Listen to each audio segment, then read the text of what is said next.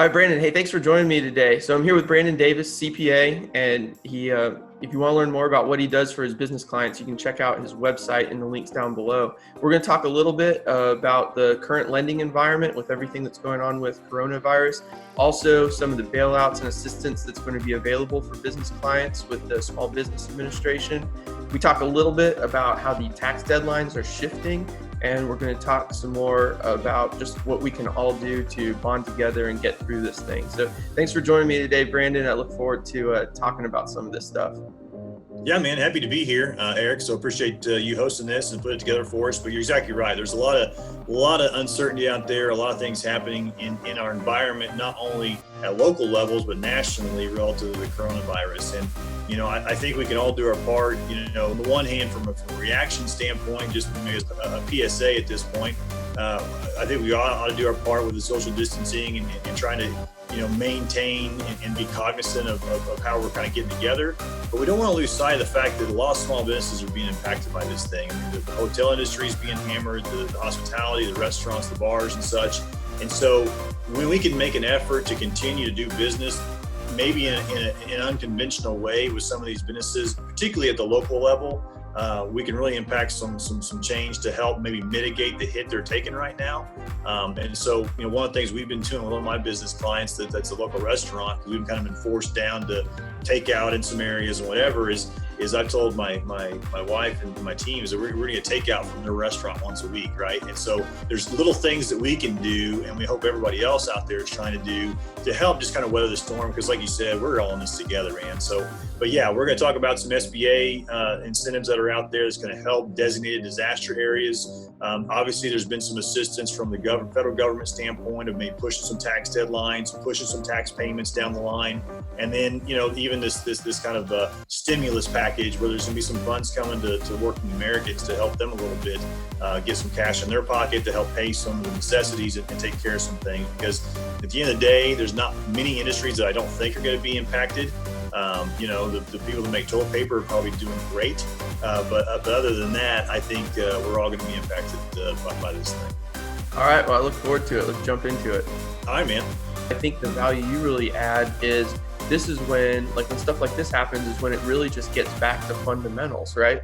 So for example, with a rental portfolio, I have tenants that their hours are already being cut back at work, right? So the rents are going to, and my response as a landlord then is, how do I work with people, right? But capital is going to loosen because there's going to be fewer borrowers, and lending institutions stay in business by selling money.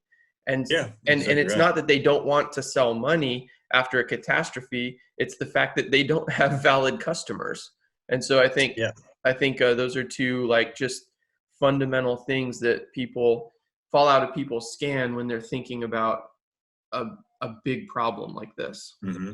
No, I'd agree with that. And to kind of dovetail on that further, one thing that'll happen and is happening, and I've been tracking this because I got some personal business interest over in the Kansas area that I need to keep tabs on, and then two, just for my client's sake, there's each area that's been affected by COVID-19 is being deemed, once they have enough economic business impact, negative economic business impact, there's a designation of basically a disaster area.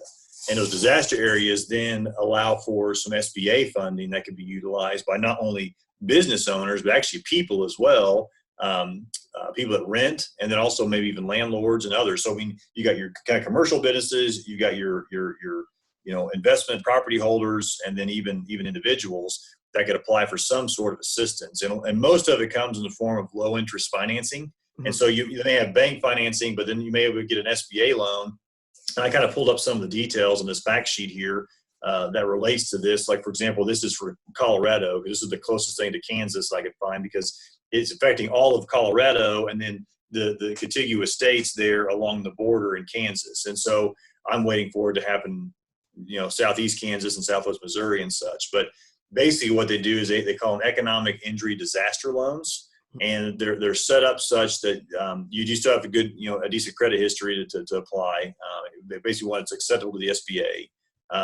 You must show proof of the ability to repay the loan. But the loans can be anywhere from $25,000 up to $2 million. And a lot of times they're over 30 years and the interest rate can't be more than I think like 3% or what's the interest rate they're quoting on these now? I want to say maybe it's like 3.25%. So, very low interest rate loans in order to help people kind of bridge that gap, because you got two things that could happen to your businesses that are out there, or just people in general. You've got people that have savings and have reserves and are prepared to weather downturns. And then you've got some that don't have that yet, whether they just not been a good job planning their business operations and planning to keep reserves back, or they're new enough into whatever they're doing that they haven't had the opportunity to build those reserves up. So I think you can see it on a couple of fronts and say, well, it's not really their fault they're in this situation. It's just bad timing with their business, or it's bad planning in their endeavors, right? So those are the things that, as we kind of look at advising clients going forward, is you always want to have that rainy day fund, right? When you can establish one. But in the off chance you get caught off guard because you haven't got a chance to establish that yet, I mean, that's where these opportunities are out there to help. And I think it's one of those things that I feel like we're in this together to some degree, right? I mean, like you mentioned there, as a landlord, is maybe having some assistance to your tenants, because it trickles down, right? So if they work in an industry that's being hammered hard and they get laid off, well, yeah, the government's going to send out some payments now, it sounds like, in the coming weeks to help mitigate some of that cash flow burden. But if we can all give a little, I think we can help kind of get us all through this, is kind of my thought. No, absolutely. And that's one thing I've been thinking a lot about with deferred maintenance or other things like that. There are creative solutions where we can use people's unique talents and abilities to be able to mitigate some of the problems that are coming up. Sure. And one thing you think about that, in lieu of even deferring things, if you have tenants that have the ability to do stuff for you, you could even take some things out and trade, right? If there's labor intensive things around your properties that might need to be done, you could say, hey, why don't you do this for me since you're home anyway, and we'll kind of take this out and trade for a minute. You're built with getting something out of it, right? They're not getting something for free, but they're earning the ability to still stay in the house or do whatever. I mean, that's kind of a side note. Maybe harder to define than anything. But no, that's exactly what I've been thinking about a lot recently. Let's talk a little bit about the banks and how that affects, because a lot of times I hear a lot of panic about freezes on loans. You hear a lot of panic about fundamental changes to financing, but I think a lot of that's overblown, whereas there may be some kind of restrictions in place to take people to limit people taking advantage in a predatory way on distressed assets, or there may be moratoriums on poor lending practices. Ultimately, every time there's any kind of problem, there's some kind of loosening on loan rates to stimulate economic growth, and there's some kind of limitation on making sure people do that in a predatory way. So I think if you want to talk to that to kind of like ease people's fears, I think that's a big point to make. Well, first, you're exactly right. I mean, it's a situation where the banking industry is still heavily regulated, right? And so they're in a position where they've got to follow certain rules and be cognizant of how they're lending their money out. Not only is it from the standpoint of making sure they're not discriminating against industries or areas of the community with how they loan their money out, but I think you'll see a bit of a tightening, or it's almost a situation where the banks are concerned too, right? They're concerned about, the liquidity aspects of people coming in and pulling their funds out of the bank, which I highly recommend people do not do. We have a pretty sound financial system. Pulling your cash out of the bank basically exacerbates the problem because banks have lending requirements and capital requirements to be able to loan those funds out. Now, with some of the recent changes that the Fed did by taking the Fed funds rate to zero, which is basically one of the ways that banks borrow money, they take that to zero. They've also made the capital requirements a little bit more flexible for banks. So if they do kind of run into that situation, or they do have some loan losses or things of that nature they need to reserve for, that they're still able to produce loans to the businesses and to communities. And so, it all kind of starts with the Fed Reserve and trickles down to the banking industry to then help us out as consumers and business owners. And so, one of the things that I think we need to be aware of too is the banks may be a little bit more cautious as far as what they're going to be looking at right now when it comes to expending more money, but they are going to be looking at the opportunity, though, to make sure that they do what they can do to help businesses survive and get through this. And so,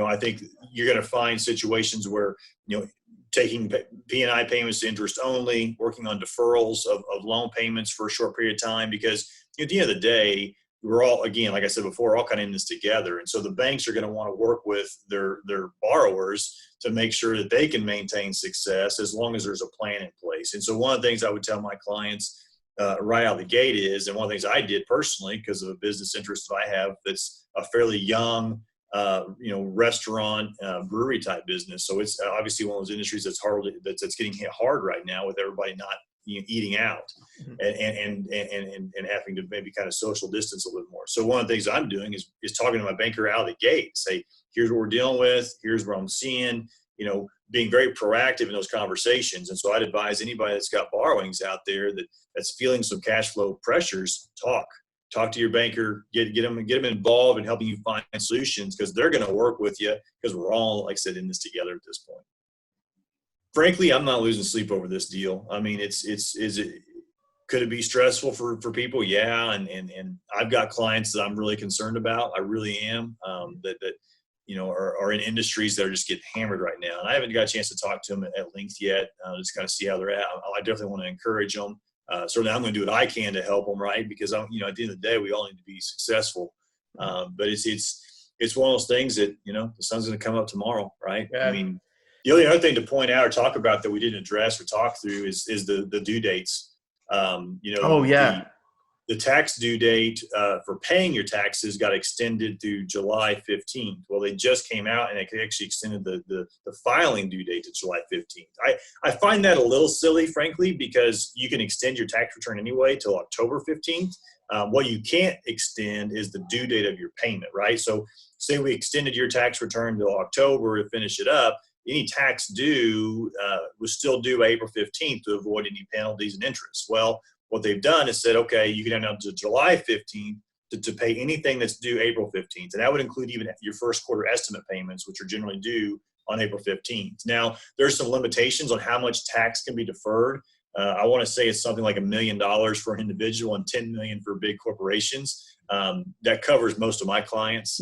But anyway, it's going to be kind of interesting to see how that unfolds. I'm basically trying to do business as usual. I want to get everything done by April 15th that I can.